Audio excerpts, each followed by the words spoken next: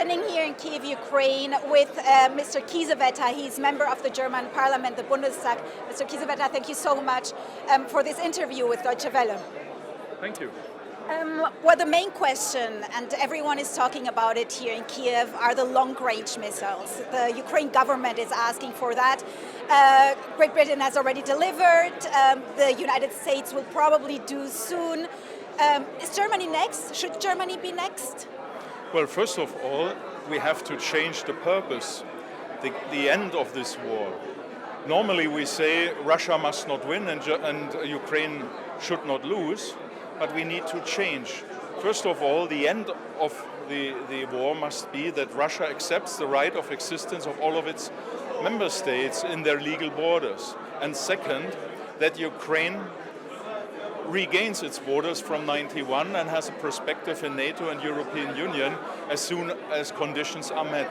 I believe this is very important, and this has to be also part of the German mindset. But the German mindset is, any further support could be a sign of escalation. The less we support, the more Russia is escalating. That means we need to do more that Russia is de-escalating. Otherwise, we are on the wrong way. You just said it. There is this German angst, this German fear of an escalation. Do you think there's a reason for the Chancellor and his government to have this German angst? These are excuses, apologies, but they are not meeting the reality. The reality is that Putin has the idea to widen his empire also to Moldova and the Baltic states, and that he would like to show that the European Union and NATO are not apt and fit organizations. That the so-called rule-based order is nothing worth at all. Therefore, we need to really contain him and show him that not we are drawing ourselves and self-deterrence red lines, but that we have some requests. Withdrawal of nuclear weapons from Kaliningrad, withdrawal of troops from Transnistria and Georgia, and to reconstitute Ukraine in its legal borders as a democratic country with perspectives in EU and NATO. So this must be changed. In Germany, there's a lack of attitude and orientation.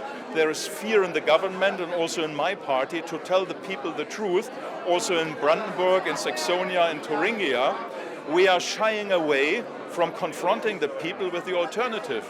The alternative is a complete failure of Ukraine, and then the people in Saxonia, Thuringia and Brandenburg can build not only refugee camps, but millions of houses. Yep.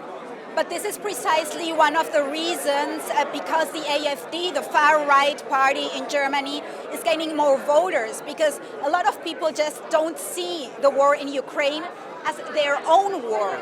So what is the solution for that? Yeah. Well, it is our own war, because if Ukraine is failing, we are the next. And therefore we need politicians who explain this and who tell them that they follow fake stories, wrong stories.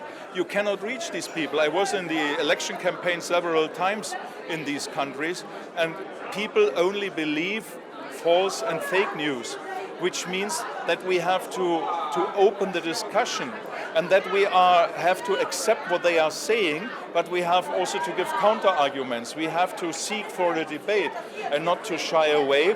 And therefore, this weakness of us, we close the room of debate. And our weakness is that this room is filled by Russian narratives and fake news, that Ukraine does not exist, has no right of existence, is a subordinate to the United States. All is wrong. Ukraine is defending our freedom, where the people in the former GDR went on the streets and roads some 35 years ago. One more question, Mr. Kiesewetter. One thing is the German angst in the military. The other thing is what the German public, especially in Eastern Germany, think about it. But then the other thing is the German budget, the financial part. So in 2025, this should be shortened, and therefore also the help to Ukraine, or what do you think of the solution they're talking about those Russian assets? What do you think about that? Yeah. It was on purpose that the Chancellery decided to cut off our budget for the price of neglecting Ukraine. This is really wrong and ill-advised. There are wrong priorities. Our country is taking every year more than 1 billion euros of taxes. So there is need for prioritization. and that when Ukraine is losing, it will cost us 40 times more than we have invested so far. So far we have invested only 0.1% of our GDP, much less than, for example, Denmark or Poland. Many other European countries are doing much more than us.